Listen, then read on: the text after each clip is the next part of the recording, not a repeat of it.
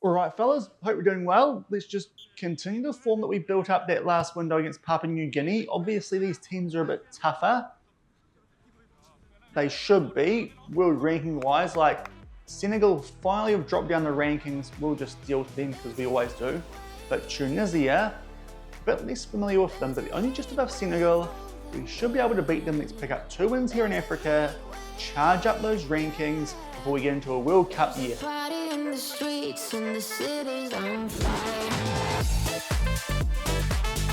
Hello everyone and welcome to episode number 139 of the New Zealand Builder Nation here on Shaun Does FM with both Cashmere Tech and the All Whites. I hope you're doing well and coming up today. We're making our way through an African tour here in November with the All Whites. We're going to show you guys highlights of a game that we took on the frauds of Senegal. Hopefully we can still call them that after we show you guys the highlights, and then we'll take on the team on screen in Tunisia. So if you're looking forward to that, then do remember to go down below, leave a thumbs up on the video, and if you haven't done so already and are enjoying the series here on the channel, also make sure to hit that subscribe button and turn that notification bell on as well. It is greatly appreciated. But yesterday, played our last game before this window at Cashmere Tech, which was won in the championship phase of the National League. We took on the Northern League winners there in Manurewa. Also found out who we're going to be taking on in the final in tomorrow's episode. So if you missed that one, I'll leave a link to it over in the top right corner, and also at the end of that episode to actually run through our squad for this window of quite a few key players being injured. So if you missed that, definitely go check out the end because it will help with today's episode. But before we preview this Tunisia game and also do a bus trip, I'm pretty sure we haven't done one in Tunisia before, hopefully not otherwise. We are going to be doing a repeat, but first up, we did play that Senegal game. We've played them quite a bit recently on camera. Team we've definitely had the wood over, albeit in this window. A couple of first team injuries, as I said, and that as well as the fact that I picked the wrong 2 defensive midfielders for this game. It should have been Beal and Evans instead. For some reason I picked Vinicius and Clark, but that did mean we got off to a poor start here. Sene, a deflected shot of Curtis, but found its way into the back of the net at halftime. We were 1-0 down to beat Senegal. We're actually outplaying us in this game, but thankfully a bit of a ruck up halftime. Also some late first half subs, and the Nkuru there putting that far post for Josh Pickering. He's so sickening. And then we went very attacking late like we usually do at Cashmere Tech from the get-go. And Uwalese, who came on at right wing, he squared that one for Prince Kamalo, the man who wouldn't usually be picked for the all-white squad. But of course, George McDonald is out with an injury. He pops up with a goal, does the Sydney United man. That's now 2 for him in 5 games. And a key one as well, because we can continue to call Senegal frauds. We pick up a 2-1 win, albeit having a quick look at the match stats, maybe we shouldn't be so harsh on them because they actually played quite well for once, but thankfully we beat the team who finally are below us on the world rankings, and hopefully that will sort them out. They can stay down there now in 38th. They can make their way below 40, I think, with the results they've been picking up against us over the last couple of years, and we can just move on and take on some better teams, maybe the likes of Australia and Japan, before we make our way into the World Cup next year. Also teams we have had success against recently, but who are ranked a little bit higher. Also worth noting there in the Senegal team that one of our former players, Mansell Dossé, was playing in this game these days. He's over at the Columbus Crew. Of course, they were at the Club World Cup. They got grouped. Somehow he's valued between 300k and 7.2 million, and we sold him for £90,000 to Melbourne City before he went to Columbus for 1.4 million. So we really get screwed out of money here at Cashmere Tech because of our league and club reputation. Hopefully that might get a boost off the back of our performance at the Club World Cup. We'll make our way through the end of season review off the back of the final in tomorrow's episode. But it does mean we go into this game against Tunisia in some decent form, but these guys are just below us on the world rankings, and I don't think they're frauds, albeit we have played them a couple of times in the past. Unfortunately, no data hub here in the national team section on FM, but we first played them, can't say, but I think their first game was the very first one we played at a World Cup in the Sabre 1-0 win that helped us make our way through the knockouts in that first World Cup all the way back when. It's 2038 next year, so that must have been in 2026, that first World Cup. And then we played them at some stage off the back of that and picked up a 4-3 win as well. So I think we can beat these guys yet again, especially because these days we will be a lot further up the world rankings in terms of our squad going into this one. As you would have seen before, quite a few players who are out with injuries, and also quite a few players a bit tied off back of that Senegal game, which we did play. So it does mean we've got Debenham at right back, Jack Honey at left back.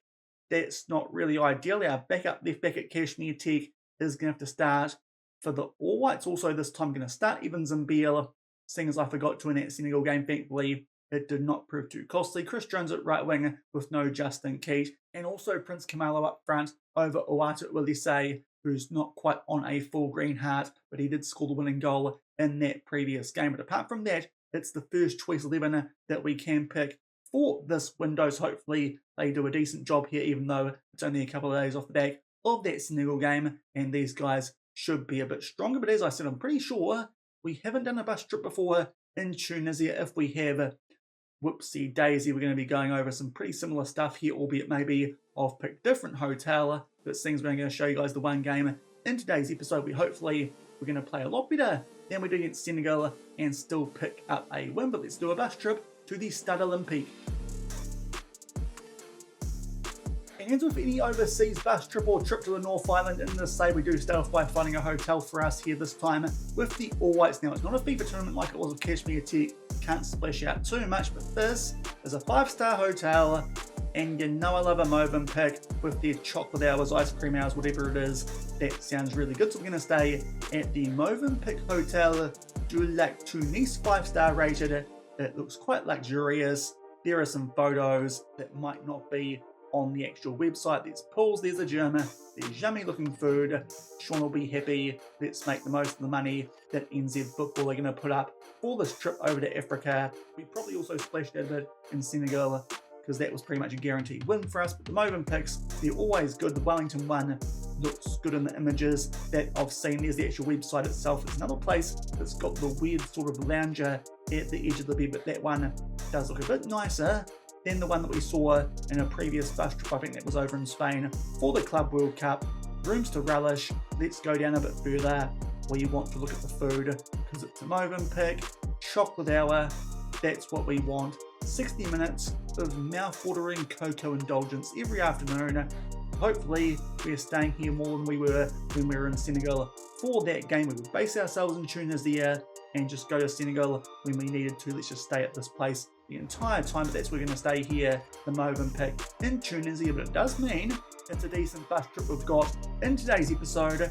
It's 24 minutes now. For some reason, all the routes here don't actually say you can go that way and then past them all and do that. Maybe those are one-way roads because that does look like it might be a little bit quicker. But we are going past quite a bit of water here on this bus trip, but it does mean we're going to have to probably speed through this one a little bit. But we do go past a place called the Dada Happyland Entertainment Park. That looks like a wonderful stop if we actually drive past it. Hopefully it's in between the two roads there, not on that inner one maybe. We should just make sure and change the route that we're taking just to make sure that we go past it. Hopefully this bus trip will be somewhat entertaining, and also hopefully we'll actually have Google Maps to work with, because otherwise that would kind of stuff the whole thing up. So let's just zoom in here. I can click hopefully on the road and we can have a look at where we're going to start off this bus trip. We're probably going to have to skip over a bit of it, otherwise it will take a bit too long. But I think the Movenpick might have been back up here some way. If we can see it now, we're making our way into the store. That's not a great start. Let's go out onto the road. I think this might be a bit of a tricky bus trip to do all of a sudden, because I don't think the roads in Tunisia are on Google Maps. Let me just see if that changes at any point, but this might be not as good a bus trip as I thought it would be. And thankfully it was just that street Movenpick was on where the roads don't work here on Google Maps. We should be able to do a decent chunk here of this bus trip on road, albeit not too sure how much of it will be worthwhile doing, because as you can see, it's pretty deserty and there's not a lot going on either side. So we'll start to make our way here towards the stadium, but we'll probably stop in once we go past interesting things, seeing as this one is quite a long one. First up, that Dada Happy Funland place, because that sounded quite interesting. And unfortunately you can't get much of a look at the Funland here, or whatever it was called, from the side of the road. Let's just actually get the name right of this place if we can. What is it? Google Maps. That's free time. We want a different place maybe. we've pulled up a bit early here, gone too early, that's what she said, so maybe Funland's down the road a little bit more. And it was a good 5 minutes further down the road, but we finally found our first decent stop here because we actually drove past the KFC before we wouldn't know it was a KFC because Tunisian paint and all that sort of stuff. But here is the Dada Happy Land Entertainment Park. I'm sure it's great. I'll try and find a website we can show you guys what's actually on the inside, because to be fair, can't see too much from the gates, but to be fair, those colours, a bit more going on there than most buildings we've driven past so far here in Tunisia. And I've had to go on some absolutely random ass website here so far away to actually find some pictures of this place. This is what it looks like on the inside. Here says hopefully that's not working. What's going on here? Can we actually find some photos of this place? We can for some reason. Booking.com just came up there. But here are some photos there. You can see we've got the little jet boat ring things. I'm not actually sure what they're called, those ones. Don't have those in New Zealand. Any theme parks I've been to, I know those. Bumper cars, we can do that on our way to this game. Also, the elephant ride in the sky, flying elephants. That might be what that's called. There's a better view of it from the air. That looks like a proper fun park now. That's a decent place once you actually see what is going on the inside there. You've got the little merry-go-round there with the horses, and also you've got a wheel, and what else will pop up? Looks like they're a bit of a fake Eiffel Towers ride kind of thing. Maybe that's based on the Olympics or something. You've got the rubbish little kid bouncy car thing, and also the carriage, the Cinderella carriage that might be called, as well as the horsey merry-go-round. So there's stuff there. Probably not good for a professional football team representing New Zealand, but it's something. That's our first stop on this bus trip. We'll go there with the guys and they can have some candy floss to get energy before the game. Maybe that might be the best thing this place is good for. There might be some car racing. That might be a bit more age appropriate. But yeah, I think that's what we're doing here at this fun park on this quick stop for maybe an hour or so before we get to the game. And not too far past that Dada Happy Land Entertainment Park, I think that was the name, Google Map Road stopped again. I think it's going to stop shortly off the back of this as well. This is where we are now in the centre of the place that we're playing at. I don't actually know the name. Let's let Shaun go over to FM and find out what the name of the stadium was where we are playing this game, or at least the town. Ragdes, I think that's where we are. So let's now just go through here so you can see a bit of the centre of the town itself. I do think it's actually the centre of Tunis. So maybe that's Ragdes, not too sure, but as you can see, it's pretty packed. We're going New Zealand style here, straight down the wrong side of the road. We're not the problem, all of you are. But at the moment, looks pretty bare, not too much going on. There's lots of buildings. I just can't tell what they're all about. So we'll just keep on making our way here through the centre of Tunis until something interesting pops up, or we need to skip forward again because we can't do Google Maps over here. There was a train track there before. That might have been a quicker way to get to the stadium, but nonetheless, let's continue this bus trip. And going forward now to the area of Magreens, this is where we're about to go here. There you can see it on the roundabout sign, which is coming up, but we didn't see much of the water before down that motorway, which was quite close to the water. My face cam's probably going to block the view that you'll see here, but it wasn't a very good view, so we just skipped that a bit. Now we're going past a lovely sign for some strawberry yogurt / ice cream. That sounds quite tempting, but let's now make our way through Magrees and see if anything interesting does pop up here, apart from palm trees. And the answer to that was an emphatic no. We've actually already made our way to the stadium. This bus trip was not what I expected it to be. It was, yeah, lots of Google Maps not helping me out on this one. To be fair, it's been like this in terms of the scenery for most of the way. Just the entertainment fun park there, the Dada Happy Land place to get a quick look at, and also a stop in. But we're pretty close now to the stadium. Now that we're about here, I think this might be the second time we've actually done this bus trip. So, whoopsie daisy, but I promised you a bus trip. I think this time we stayed at a different hotel, but this is the Stade Olympique here over in Tunisia. To be fair, there are that many Olympic stadiums in the world. I think I might have got confused that we might have done a bus trip somewhere else instead of this one, but there is the Stade Olympique. There you can see it, the entrance. It does look very nice. The entrance to the stadium, nice little walkway there for the fans to take photos outside before they make their way into the stadium, and hopefully I'll find a photo of inside it so you can have a look at what it looks like before we take these guys on in a clash between the 32nd and 33rd best teams in the world. And this is what it looks like on the inside of the ground before this game. It is definitely a soccer game going on, just because there's all sorts going on in terms of ribbons coming from the ceiling here and other stuff. Might be some pre-match entertainment going on here, albeit can't really tell because it's a photo from a camera back in 2017. Must have not been very clear compared to the cameras these days. You can see goals there. Looks in pretty good condition here. The pitch over at the Stade Olympique, which hopefully we haven't done a bus trip to before. If we have apologies, I am officially forgetting we've done bus trips to now in episode 139. But here you can see the stadium. It's a big one. It's quite nice. Obviously a running track around the outside, being an Olympic stadium and whatnot. But hopefully we can back up that scratchy win over Senegal with a better performance here and another win over Tunisia. And here are the team sheets for this clash over in Tunisia. First up, the home team. They are going with a 4-4-2. No scary names in that team, but they are in some pretty good form. 3 wins and 2 draws from their last 5 games. We ran through our changes before. Debenham, Honey, Jones and Camalo, the not normal first choices who are starting this one, but hopefully they'll do a decent job, especially those Cashmere Tech lads, and we can pick up a win away from home. And just shy of the 15-minute mark, first highlight of this game isn't our favourite today. We are in the black, despite the fact that we're the All Whites, obviously away from home. We're in our away uniform. Tunisia in the white with the slightly red trim, but thankfully actually keep the ball from that from Pickering there. Bit of a loose touch, but thankfully actually plays that one to Young. Now Louis Evans out there to Debenham. Can he pick up an assist in his first start as an All White? Plays it in for Jones. Takes on a very speculative shot, but thankfully Umbri there in goal for Tunisia just pushes that one out into the path of Jamie Young these days at Wollongong Wolves, the former Cashmere Tech lad, and before then Nelson Suburbs. And we take a 1-0 lead, but that is a pretty fortunate goal, but we'll take it. Young puts us 1-0 in front.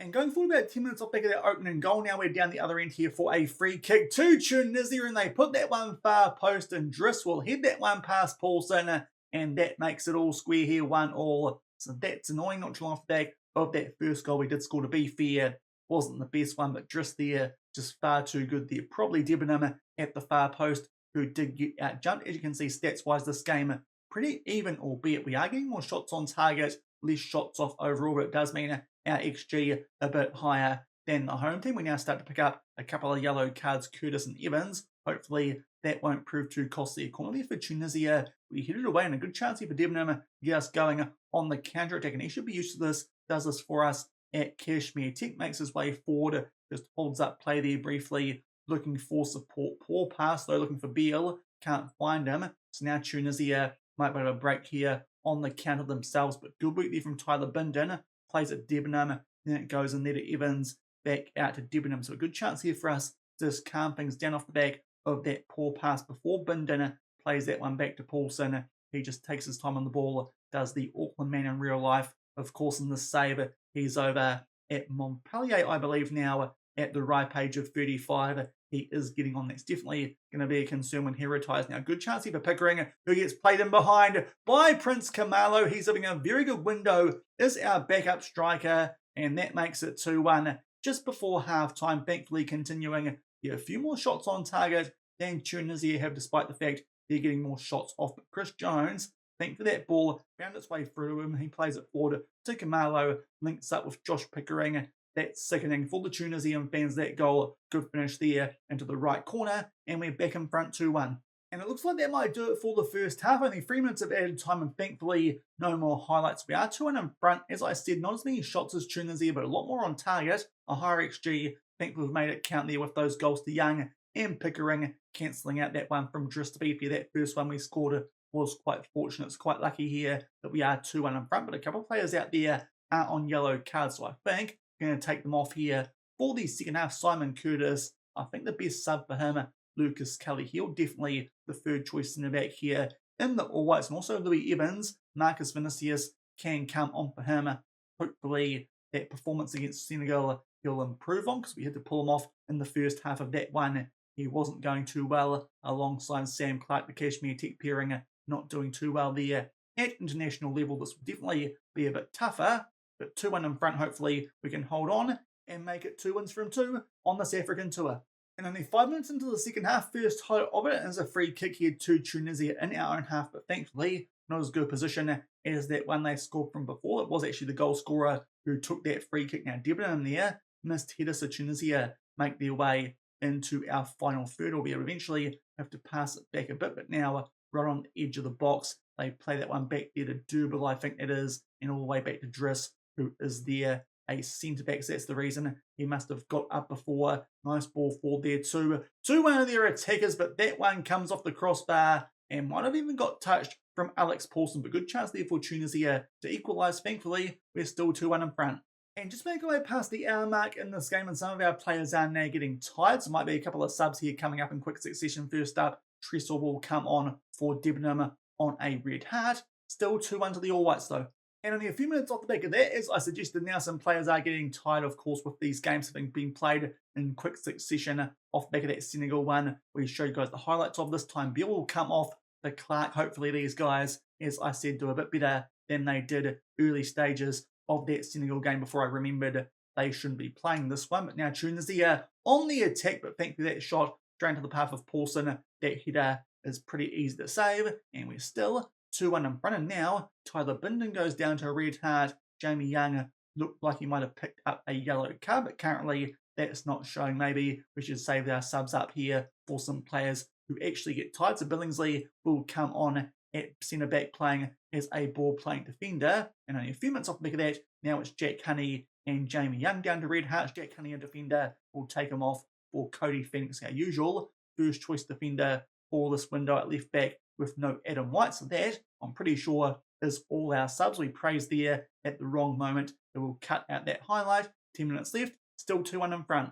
And going forward a few more minutes off the back of those subs that we did make, and now it's time for us to start time wasting here with only a few left. So we're going to be a bit more disciplined and also time waste sometimes. We won't do too much in terms of our distribution. We'll just tell the goalkeeper to slow it down. We're already playing with a standard defensive line. So I think that's all we need to do here with 5 minutes left in this game, is we just get a bit of a freeze there before the game does eventually kick on. 89 minutes gone. There is a highlight. Thankfully, though, might actually be in our favour. Hopefully one more goal will put this game to bed, and this won't be a highlight for the home team to actually take a draw off us, which, to be fair, they probably deserve. It's been a pretty even game, but hopefully we'll continue to get more shots on target than they have. Nice ball in there from Tressor yet again, and he picks out Prince Kamalo. It's just like the Senegal game, but this time it's a cushion goal that makes it 3-1. Prince Kamalo here having a very good window, and thankfully this time no George McDonald, no problem for us here with the All Whites Tressor.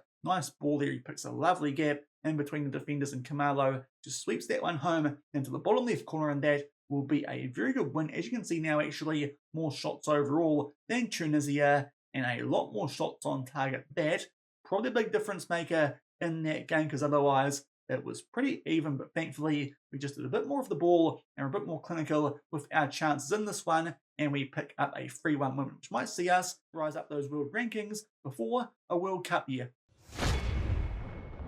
So a pretty good window for us there with those injuries that we did have going into it, beating both Senegal and Tunisia, missing George McDonald and Justin Keat. Really our only good player available was Josh Pickering of the big three, but unfortunately no big rise up the rankings. We are still 32nd in the world, so we're going to be just outside the top 30 going into the World Cup year, albeit hopefully we can schedule some friendlies early doors, which might see us sneak in that top 30 before that draw does take place and we see who we'll be taking on at the big dance next year. But before we wrap things up for today's episode, because I'm about to play East Coast Bays in our last game of Cashmere Tech, before we play that big final in tomorrow's episode against Western Suburbs, before we wrap this in today's episode, seeing as I do think I might have doubled up on a bus trip for the first time this series. It was going to happen eventually.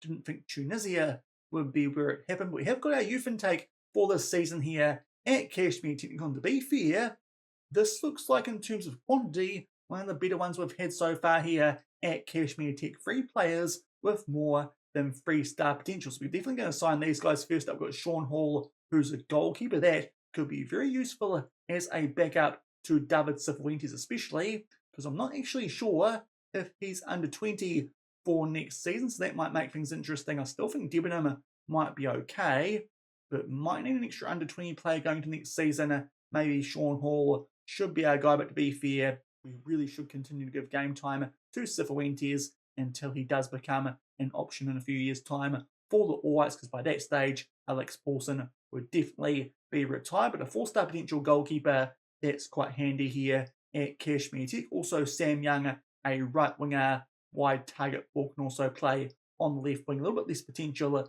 but still looks like a pretty decent player at 16 years old, quite brave and good teamwork. He looks like a decent leader, apart from the 6 leadership. So not too sure why I said that.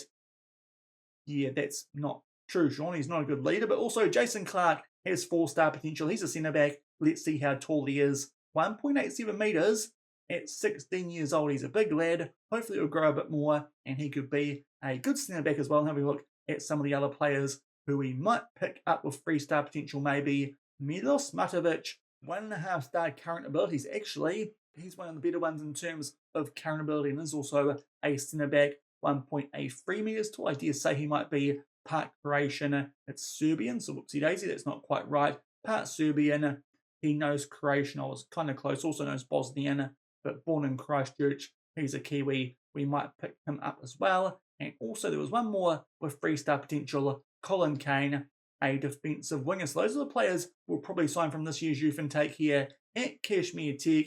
No standouts as good as Harrison Debenham from a few years ago, but still, there's a couple there with some pretty good potential that could make their way into the first team before this save it does finish. But that will do it for today's episode. Good window there with the All Whites, and also decent youth intake for once at Cashmere Tech. If you enjoyed it, then do remember to go down below, leave a thumbs up on the video, and if you haven't done so already and are enjoying the series here on the channel, also make sure to hit that subscribe button and turn that notification bell on as well. We'll come back tomorrow and we'll play the last game of the season here at Cashmere Tech, the National League Grand Final. It's already locked in. We will be taking on Western Suburbs. It's not currently scheduled, but no one's going to catch us with only one game left and the points the way they ask. We'll come back for that tomorrow. Hopefully pick up a win. Our ticket to the OFC Champions League already booked because of that. Hopefully pick up another trophy at the expense of Western Suburbs and make our way through stuff like the end of season review as well. So until then, thank you very much for watching. Keep on keeping on, and I'll see you then. Cheers.